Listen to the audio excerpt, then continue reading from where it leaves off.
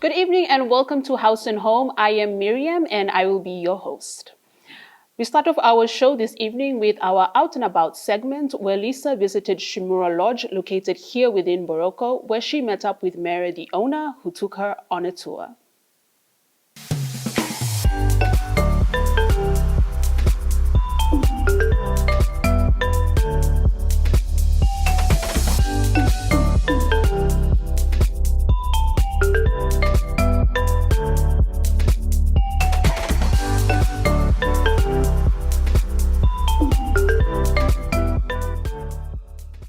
I am Mary and I'm from Fiji. My husband is the former Papua New Guinea ambassador to Japan, Michael Mawe. He's from Sinisine in Chimbo. Unfortunately, he passed away in January this year. So at the moment, I'm running the lodge with my two sons.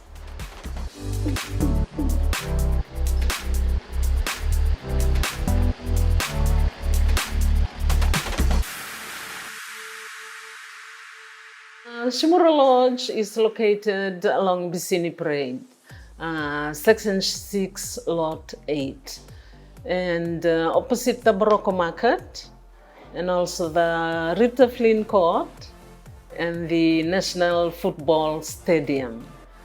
When you come to Shimura Lodge, my house is in front, blue paint, and Shimura Lodge is at the back of my house. It's a family business, yes. I'm with my two sons since my husband passed away. My two sons are helping me, Roger and Penny Maui. When we were in Japan, we had two very good friends. One is Shimura, and there's another one called Narita. So my husband and our two good friends, they put their resources together. And this is how we come up with the Shimura Lodge. Otherwise, the name Shimura is just one of our very good friends.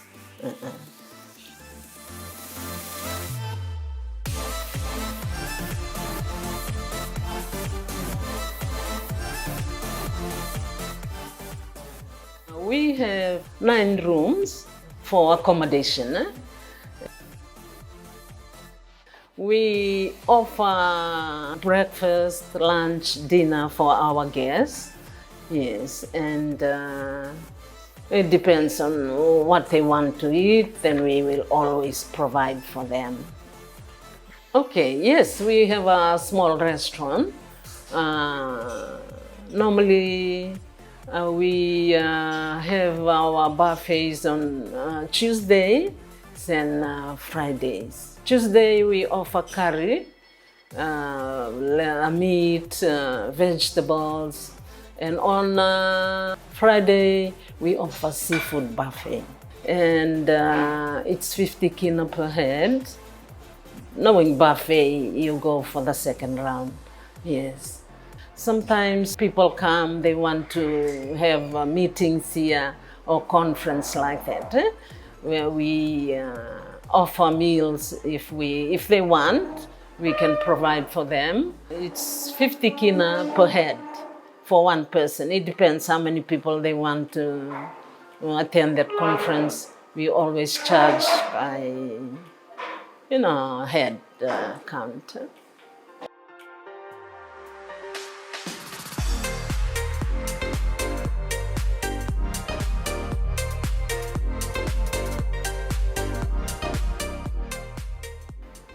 Yes, we are thinking to extend, like we can add a coffee shop or little whatever their coffee shop. And also we are thinking of having a spa, massage and spa in one of the rooms. So that's our plan for the future. And also we want to provide, good, presentable, clean place for our customers or visitors who want to come and stay with us. Yeah, that sort of things we are looking at.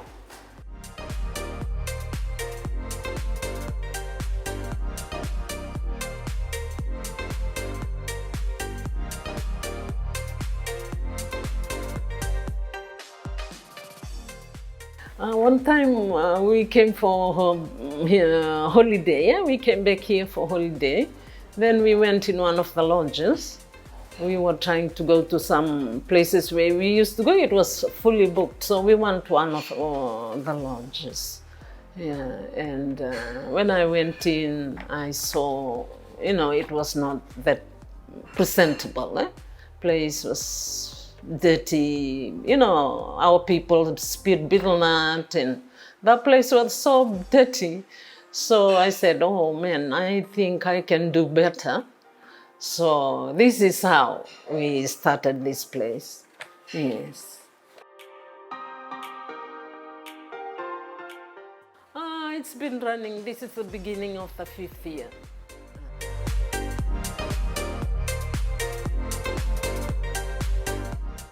Okay, now I want to show the Japanese slippers.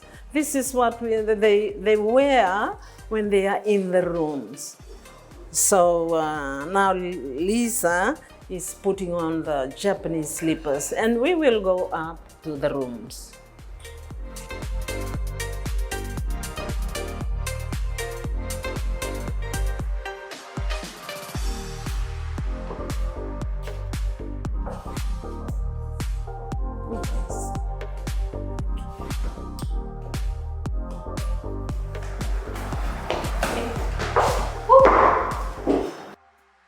Okay, we are now on the 2nd floor, where the rooms are. We have 9 rooms, as we said. We will show you one of the rooms today. All the rooms are the same.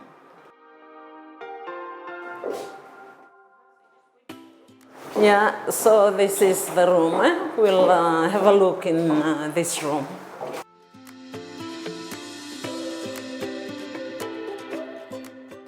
Okay, this is the room. Okay. Double bed, single. You have the TV and the fridge there, coffee facilities at the corner there. Over here we have the wardrobe. People can hang their clothes. It's there. And over here is the shower and the toilet.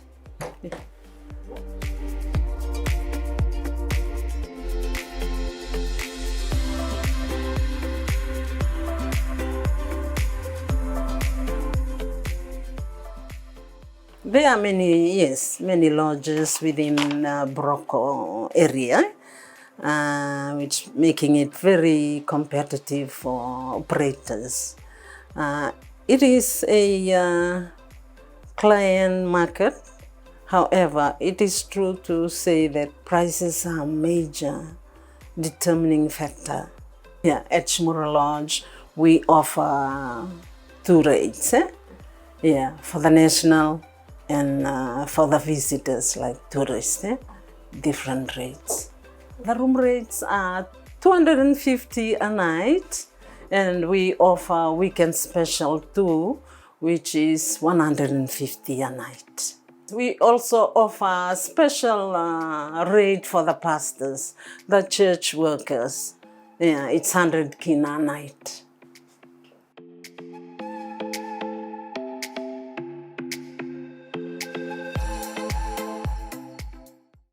Thank you, Lisa and Mary. Please stay with us as after the break, Mary and her kitchen team share with us a traditional Fijian dish made from taro leaf known as roro.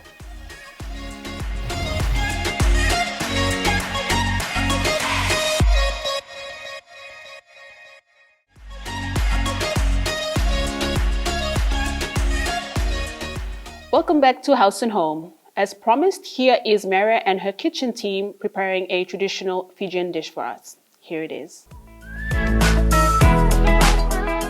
Hello, I am Mary And on my left, I have Sai and Margaret. They're gonna help us with the cooking today.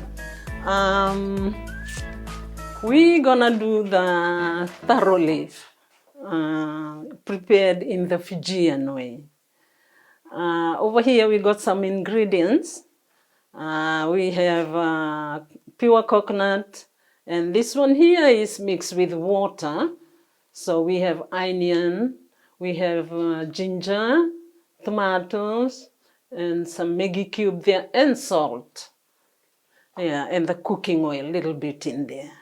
So that's the mesha.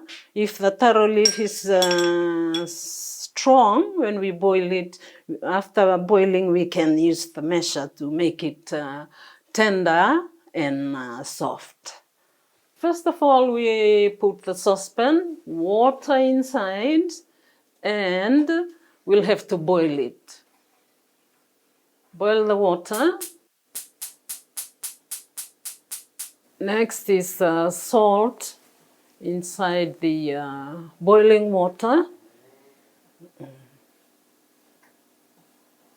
That's teaspoon of salt. Yes, and your next one is your taro leaf. Yeah, give it to her. Yeah. When your taro leaf is big, you can strip it. Otherwise, if it's small, it's okay. You just put it straight in the pot. So now it's a little bit bigger, so we have to strip it in pieces so that it can cook faster and also tender. Okay, sometimes some people, they let the saucepan open when the taro leaf inside. Otherwise, it's up to you. You want to cover with a lid. Yeah, it should be okay. Yeah, when the water is boiling, then you can turn your taro leaf. For the taro leaf to boil, it'll take 5 to 10 minutes. Yes, then we will have to look at it when it's tender or it looks soft, then we will take it out.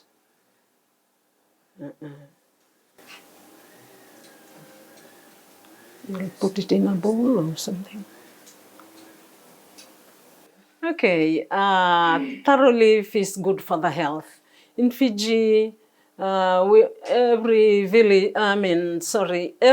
family, they have taro leaf at least 2 days a week because it's cheaper and also it's good for the health. The doctor said when you are anemic, taro leaf is good. Gives a lot of blood. Some of the mothers, when they give birth, yes, they will eat the taro leaves or even the stem. It's good for the health to restore blood in the system.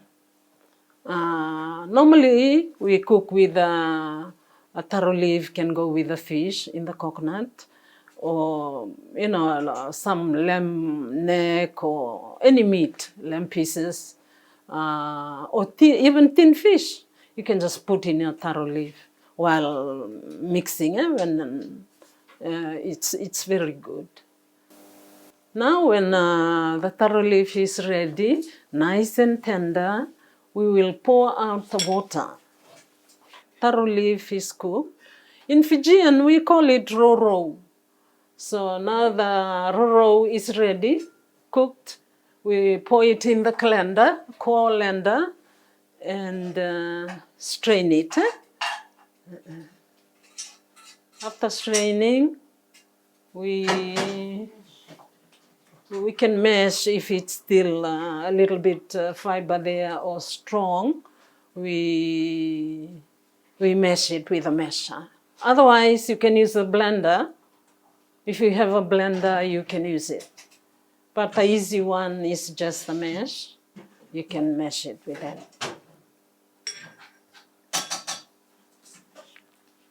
Now we have to mash it. Mash until it's nice and soft. Okay, now it's nice and tender. After that, we pour back in the saucepan, no water this time, in the saucepan and back to the stove. Then we can put it aside. We fry some of these ingredients here. A little bit oil, 2 tablespoon oil, teaspoon oil, and your onion in the frying pan, and your ginger, is your spoon, and your tomato, diced tomatoes, okay, and your Maggi cube. Otherwise, if you have salt in no Maggi cube, you can just use salt.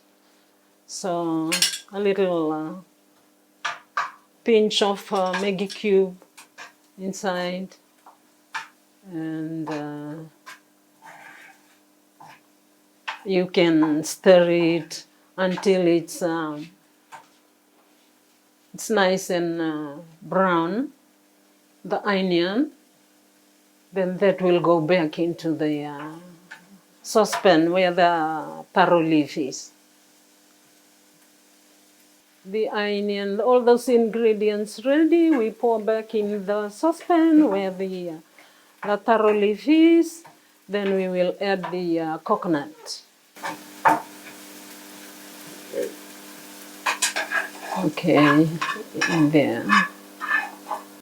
When all the ingredients in the saucepan, then we will have to pour the coconut now, the one that is mixed with water. Yeah, your coconut now, pour inside in the saucepan where everything is mixed.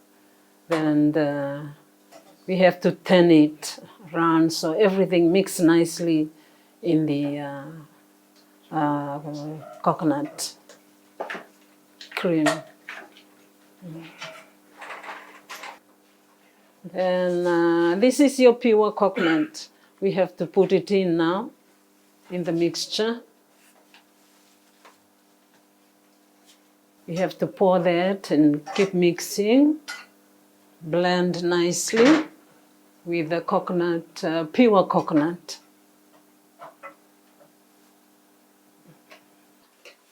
Okay, now everything is in the saucepan. It's boiling now, bubbling. When it's bubbling nicely, everything, the texture is there, then we have to take it out, and it is ready now to be served. As we say earlier on, you can serve it with fish or thin fish, or any other meat can go with it. But at the moment we are preparing with the fish, fried fish. Boroko is ready, so we will take it out from the stove now into the bowl.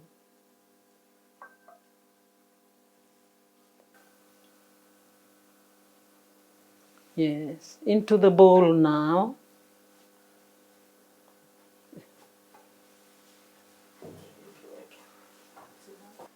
Yes, now you can see our taro leaf is ready. We'll put it on the plate, and the fish is ready. We'll put the cacao next to the fish and some lemon. And now we are ready. Serve now. In Fiji, they have the chilies. We can put it together, ready to be served or eaten now. So that's what we normally do. Roro can go with the fish. Today we have the fish here. So lemon, chilies, and either cacao or potato or rice can go with it. Or any other meat, as I said earlier on. So now it's ready to be served and eaten now. Lunch is ready.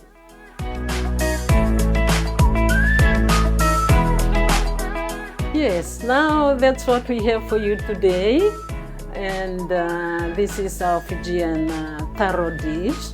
And you have to taste it, try it, and hope you will enjoy it. Then I will see you again next time. Bye.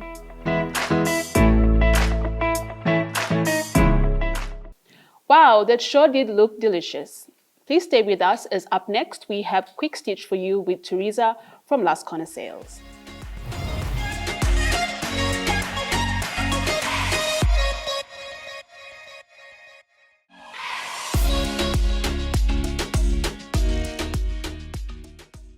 Welcome back. Here is Teresa and Lisa, and tonight they will be sewing a book bag. So for this project, we're going to do a tote bag. So we need fabric, obviously. So the fabric is a floral fabric. We can use fabric of any type, either cotton or linen. Okay. And then we have a plain fabric. Yes, this plain fabrics will be for the straps. Straps. That's for the straps for the bag. And then we have our master prop, which is the sewing machine, right? Yes. Yes. Okay, so let's get started. So for the measurement, we have 2 strips. These ones are the strips. And for the facing, you will need strips of about 4 cm by 36 cm. For the main piece, you will need a floral fabric, 91 cm by 36 cm. Firstly, fold the edges of the handle strips in and sew. Do this for both strips of the handles.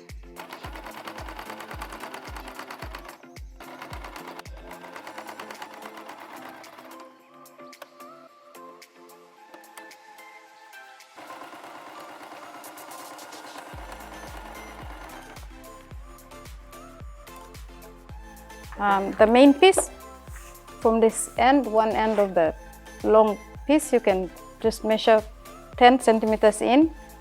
Attach the sewn handles 10 cm in. So pin it, we're going to pin it here and then we're going to sew it.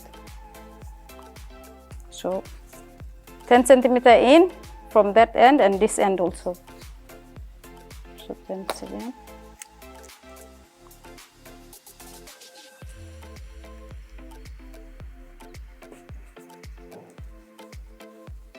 Okay.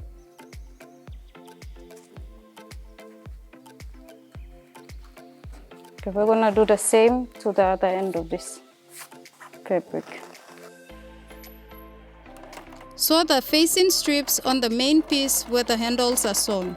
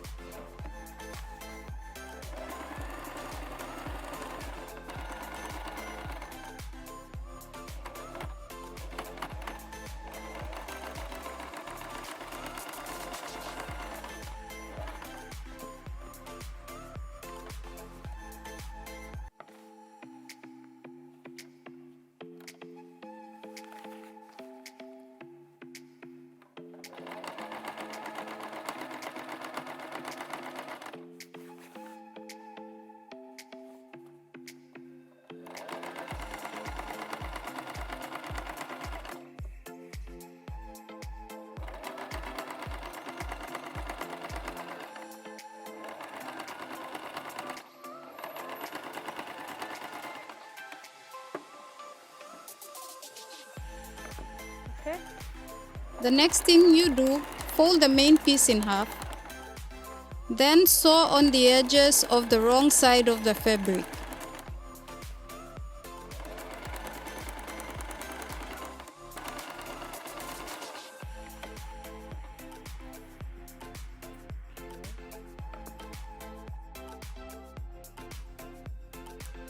Fold the bottom end of the bag 6 centimeters up and sew on the sides where it is folded.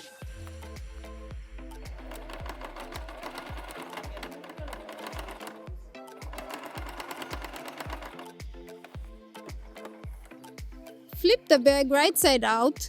Okay, flip it.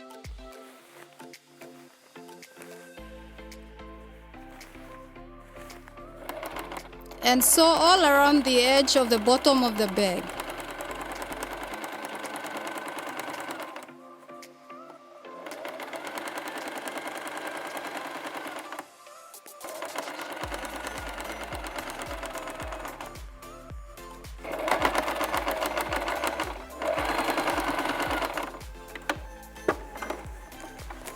All right. So this is what it should look like.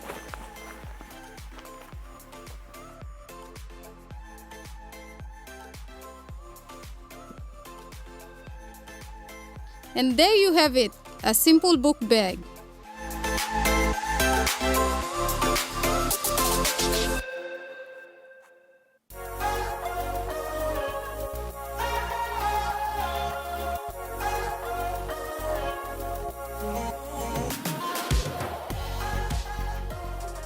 And there was a simple book bag that you parents out there, especially mothers, can do for your kid. And thank you, Teresa, so much for that. Now, last corner, are they doing any sewing classes or anything that our viewers should know about? Oh yes, our Last Corner Sales is a home-based business that we're currently running. We will also be operating in Leh now. So people in Leh, Yes. this is a chance for you to get the stuff there. And if you want sewing classes, there's someone in Leh that can help you also. And We're also running mobile Mary Blouse training for interested people who wish to learn. They can contact us on our Facebook page. okay, so here's the details. Viewers, you can contact them if you want sewing classes or if you want to know more about sewing. You can contact them on the details showing on the screen now. Also for residents in Leh, if you want to know more about sewing or if you want to know how to sew, you can contact them on the flyer showing on the screen now.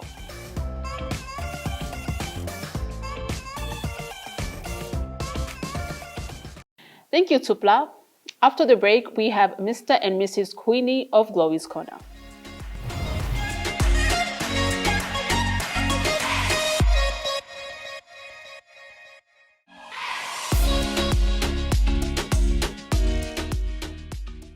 Welcome back.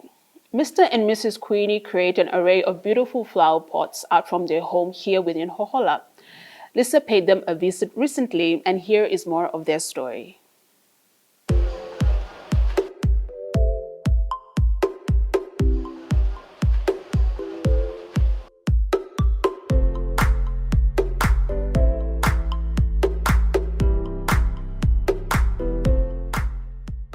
My name is Gloria Queenie and this is my husband, Chris Queenie. We are running a small business. It's flower pot making. The flower pot is my husband's initiative. He started it and now every one of us, we are helping him to do the flower pot.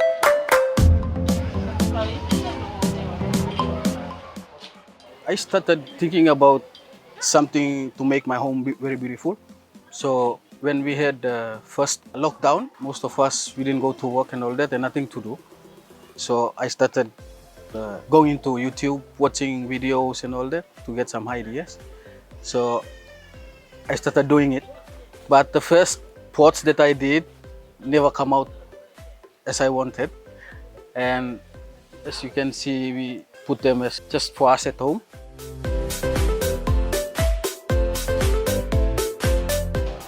These pot plants are made of cement, which is very strong. It's lasting. You can actually carry it. It's not heavy. Even if you drop it, it won't break. You can use it for your plants. Also, put water in it as storage for water, if on request for us to make.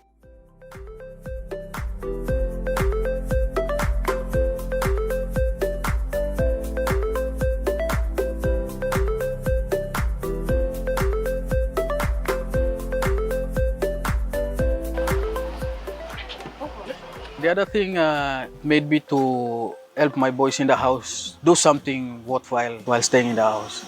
To keep them busy during the day, with their help, it's possible for my husband to, so he can't do it by himself.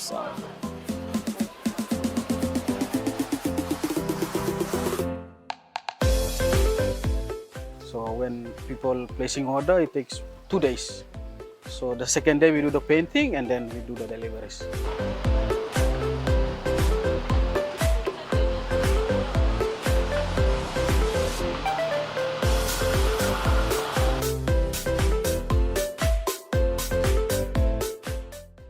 Yeah, the price ranges from 5 kina to 60 kina. So it depends on the size of the flower pot. So if you're interested in buying, that's the price range right there. Yeah.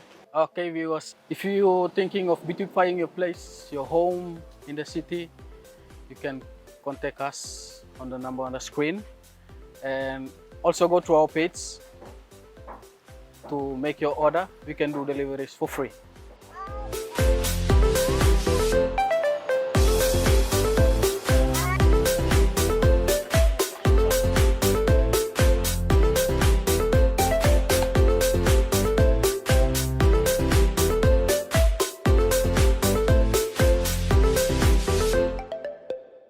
Thank you, Lisa. Now, viewers, Mr. and Mrs. Queenie have their Facebook page, and it is Glory's Corner. You can have access to their page on Facebook for more information.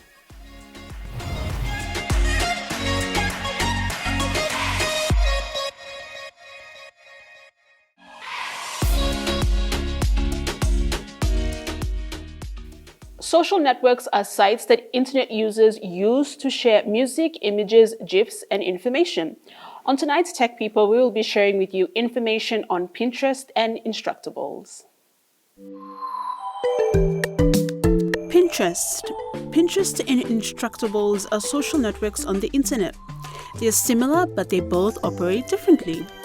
Pinterest is an image sharing and social media service designed to enable saving and discovery of information on the internet using images and, on a smaller scale, animated GIFs and videos in the form of pinboards. Pinterest uses a visual discovery engine for finding ideas like recipes, home, style and inspiration, and more. With billions of pins on Pinterest, you will always find ideas to spark inspiration. When you discover pins you love, save them to boards, keep your ideas organized, and they become so much easier to find. Pins are bookmarks that people use to save ideas they love on Pinterest. Pins can be images, videos, or products. If you click through a pin, you can visit the website to learn how to make it or where to buy it.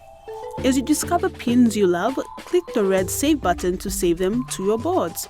Pinterest is used by people from all over the world. Instructables. Instructable is a community for people who like to make things. Instructable is a website or social network that specializes in user-created and uploaded to do-it-yourself projects. It is currently owned by Autodesk. It was created by Eric Wilhelm and Saul Griffith and launched in August of 2005. Instructables is dedicated to step-by-step collaboration among members to build a variety of projects. Users post instructions to their projects, usually accompanied by visuals, and then interact through comment sections below each Instructable step as in topic forums. Here is a short video from the users' Instructables. I don't know anything about Instructables, except they keep sending me shirts. That's because I write the Instructables. Looks like you're up then, Slugger. Don't embarrass us. I wouldn't dream of it.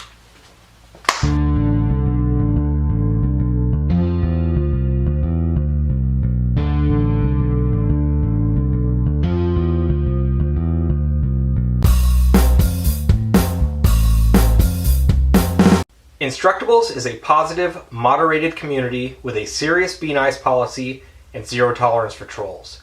If you're a new, perhaps timid maker, it's a safe place to share. They actively share author content on the main site. Having your project featured results in a noticeable increase in views. Being featured on the homepage is a huge bump, but the biggest bang for the buck is inclusion in the staff pick email newsletter. They also share author content on their Facebook, Instagram, and Twitter feeds.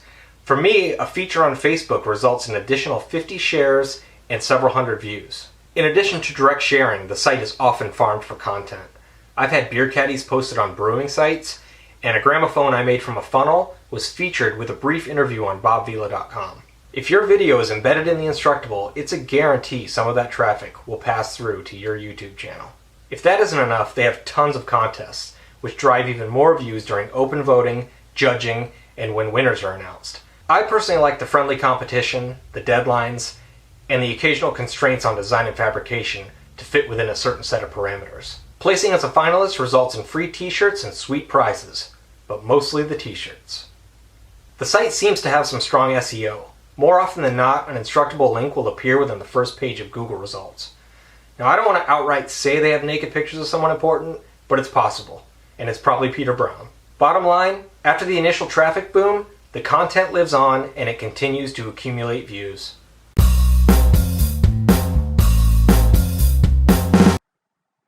YouTube and Instructables, both are great sites. And I think if you marry them together, connect them together, overall it'll help you achieve much greater results in both environments. The Instructables expects you to lay out everything step by step by step. And actually, when you do a YouTube video, if you have your process and plan laid out in advance, as you film step by step by step, it'll make a much greater video. Instructables is a second audience for me. I've got my YouTube channel that's almost strictly woodworking, and it's within a woodworking community. It's mostly makers and people searching for the title of my video, like DIY nightstand and specific search terms. And then on Instructables, I'm free to write whatever I want to. I've done things on sock puppets and paracord rugs and homemade laundry detergent. And those would affect the tone of my YouTube channel, but on Instructables, it's okay. So the articles are broken down into categories and then subcategories, like subject headings in a card catalog. So on YouTube, you've got this vacuous heading of DIY or vlog. On Instructables, there are 8 main categories, I believe, and then each of those has a subcategory. So I've got an article on a paracord rug, and so people in the paracord subcategory are going to see my article quickly. People in the outdoor category over top of that are also going to be exposed to that. So people browsing in both of those, not just in the search terms, they're going to find my article. Moderators within those subject headings actually feature articles that stand out for being well written and well photographed. Then those get seen by even more people, and if they're featured on the homepage, they get all of the front page traffic that would be really hard to obtain on YouTube or a similar video platform. So because of all that, I get a large amount of people on Instructables going and checking out my YouTube channel. It actually accounts for about 25% of my overall traffic over the life of my channel. And so that's really powerful to me. What it also does is helps the search engine optimization on some of my YouTube videos that have really great titles. The title matches on Instructables and I get boosted up in Google search terms and then also YouTube search terms. So if you're not utilizing this, you are missing out so much. And it's also a second community of people that you can connect with, people who can be really supportive and encouraging, and I really want to encourage you to go after it for all of those reasons. I think anybody that's making maker-style videos on YouTube should definitely be utilizing Instructables. I know that since we've been using it for our channel, we've definitely seen an increase in views just from when we post the Instructable. And then, when we go into our analytics, if we look at the traffic sources, like say for the last 28 days, from our external traffic coming in, Google search gives us about 30% of our views, and Instructables has given us 20%. That's pretty good if we're getting 20% of our views from Instructables. Those are the real quick short-term benefits, but long-term, once you're on Instructables, when people search through Instructables or on Google, and that Instructable pops up, you're getting views on that Instructable, yeah, but you're also going to translate some of those into YouTube views just from them watching the video that's embedded in the Instructable.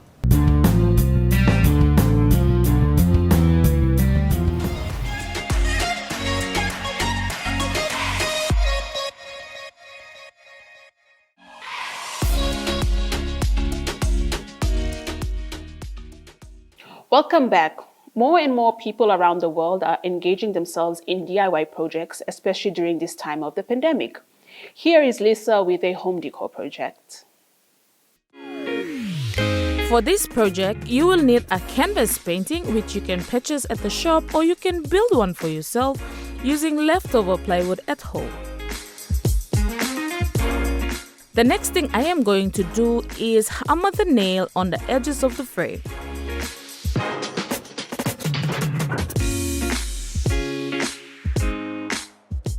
Once that is done, I am going to run the fairy lights on the nails.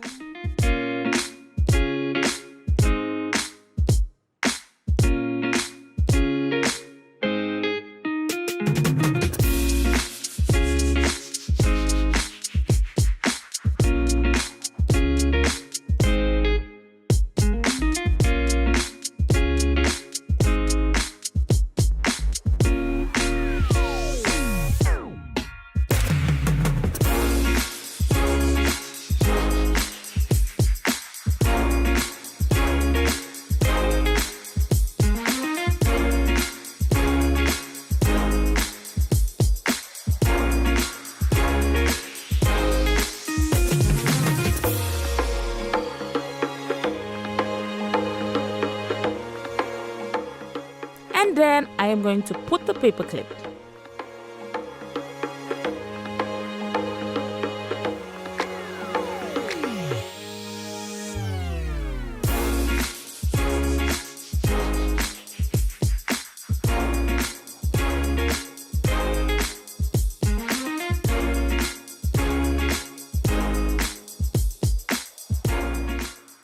And there you have it, something simple you can decorate your home in style.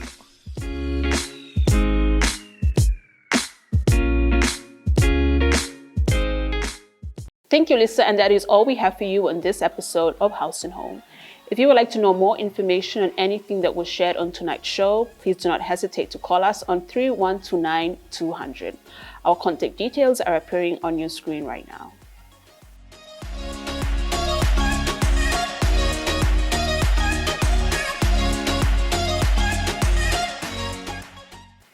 That's it, viewers. See you next week right here on your number one to watch, EMTV.